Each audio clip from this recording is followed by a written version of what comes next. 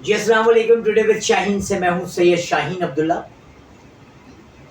Broker mafia, middle man, کسی کا P S O, کسی کا فرنٹ مین، یہ وہ الفاظ ہیں جس کو ذہن میں آتے ہی آپ کو سمجھ میں آ جائے گا کہ اس آفیسر کا نہج کیا ہے یا وہ آفیسر کیا ہے. ہمارے یہاں بد نصیبی یہ ہے، خصوصاً عموماً پورے ملک میں اور خصوصاً صوبہ سندھ میں، ہر شاخ پہ الو بیٹھے ہیں. انجام گلستہ کیا ہوگا؟ ہر جگہ کرپشن اتنا جڑ پکڑ چکا ہے کہ ڈی آئی جی آفس میں ڈی آئی جی صاحب کے پیرلر چلنے والے ریٹائرڈ افسران یا بروکر ایس ایچ او لگاتے ہیں پیسے لے کر. There is no involvement of any type of merit. This is the very simply collapsion of the merit.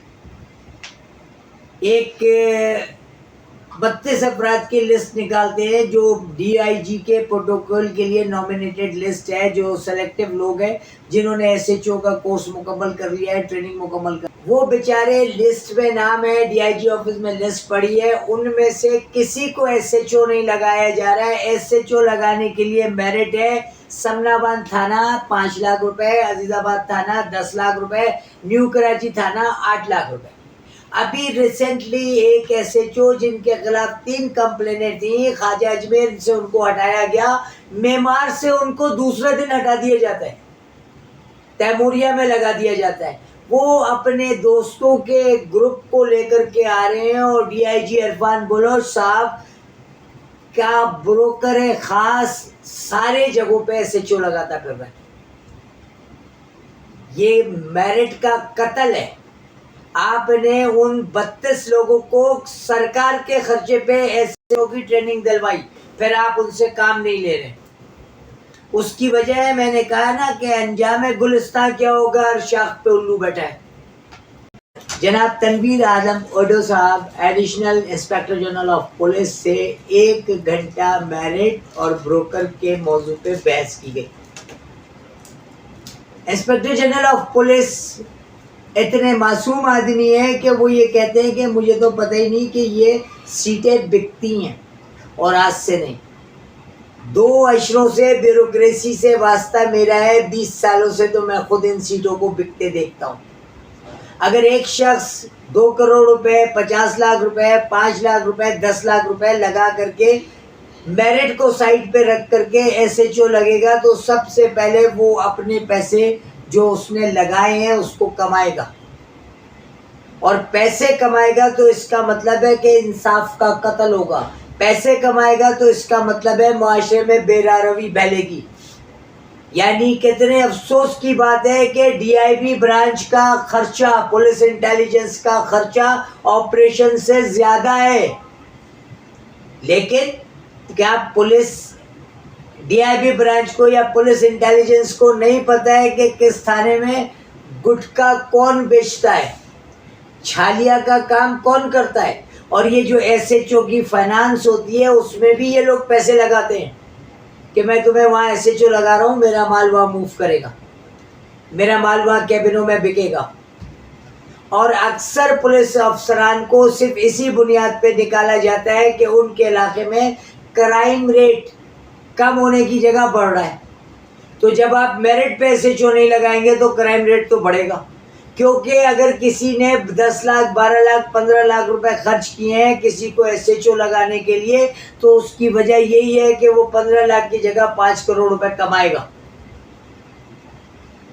تو یہ جو بروکر مافیا ہے، اس مافیا کی وجہ کر پورا سسٹم اوپر نیچے ہوا ہوا ہے. اگر کوئی ایماندار وزیر آ بھی جائے تو وہ کچھ نہیں کر سکتا ہے، کیونکہ معاشرہ کرپٹ ہو چکا ہے. بالکل ویسے ہی جیسے بندر روڈ پہ کھڑے ہو کے بغیر کاربن ڈائی آکسائڈ کے کوئی آکسیجن نہیں لے سکتا ہے. اچھا، ان تمام چیزوں کو مانیٹرائز کرنے کا ایک محکمہ ہے جس کو ہم کہتے ہیں internal security, I S I, inter services intelligence یا آئی ایس پی آر کا محکمہ، جو عوام اور فوج کے درمیان رابطہ ہے. اگر عوام پریشان ہوگی تو مدد کس سے مانگے گی؟ فوج سے. تو سندھ کے شہری علاقوں میں رہنے والے 4.5 کروڑ عوام جو ہیں اب فوج کی طرف دیکھ رہے ہیں کہ کرپشن کو ختم کرنے میں فوج اپنا کیا کردار ادا کرتی ہے۔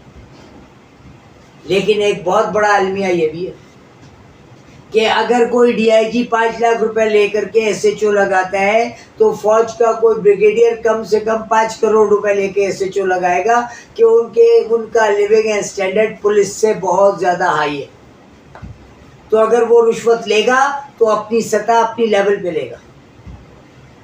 میں ایسے بے تحاشا عوامل کو جانتا ہوں جو مختلف جگہوں پہ پوسٹنگز اور پروموشن کراتے ہیں اور پیسے لیتے ہیں، جبکہ پوسٹنگ کے پیسے لینا ٹھیک ہے، پروموشن کے پیسے لینا ٹھیک ہے، لیکن نئے لوگوں کو اگر آپ جاب دلا رہے ہیں اور ان سے پیسے لے رہے ہیں تو آپ اللہ کے کاموں میں مداخلت کر رہے ہیں، کیونکہ رزق اللہ نے اپنے ہاتھ میں رکھا ہے۔ انسان کے ہاتھ میں اگر رزق چلا جاتا تو ہر دوسرا آدمی فاقے سے مر جاتا۔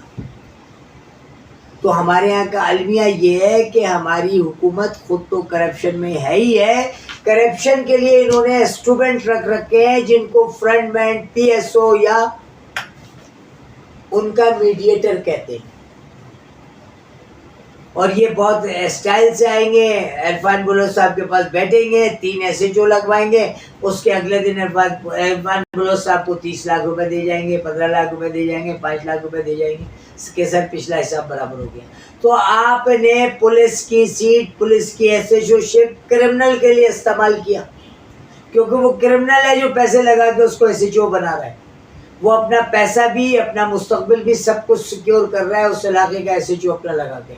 تو کیا میں تو ایک چھوٹا سا انویسٹیگیٹو جرنلسٹ ہوں، کیا اس ملک کی بڑی بڑی ایجنسیاں جن کی تنخواہیں 5 لاکھ، 7 لاکھ، 8 لاکھ روپے، کیا ان کے علم میں یہ ساری چیزیں نہیں ہیں؟